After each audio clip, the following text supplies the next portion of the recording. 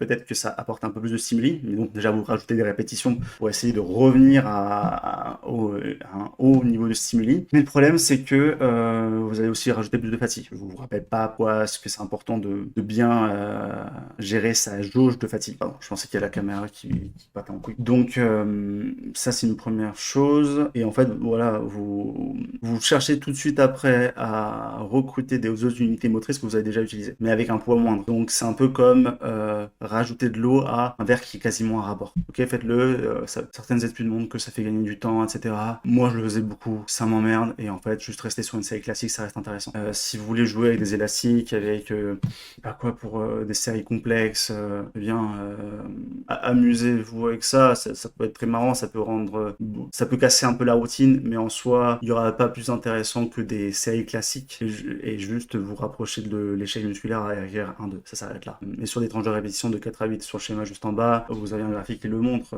enfin un graphique que j'ai fait et qui vous synthétise ma pensée, c'est que le mieux, le top du top, c'est des séries classiques qui vont de 4 à 8 répétitions. Les supersets, ça peut être intéressant, ça peut être la seule option intéressante pour gagner du temps, même plus que les drop sets, mais le but est de ne pas y avoir recours. Et c'est-à-dire que j'ai défini ce que c'est qu'un superset, c'est-à-dire que vous faites les biceps et vous faites les mollets après. Vous faites votre série de biceps et ensuite vous faites votre série de mollets.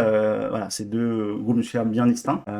Certains font aussi biceps et ensuite triceps parce que pareil, ça peut aider un petit peu à régénérer, à améliorer la récupération de l'un ou de l'autre. Moi, ça m'emmerde, je vous avoue.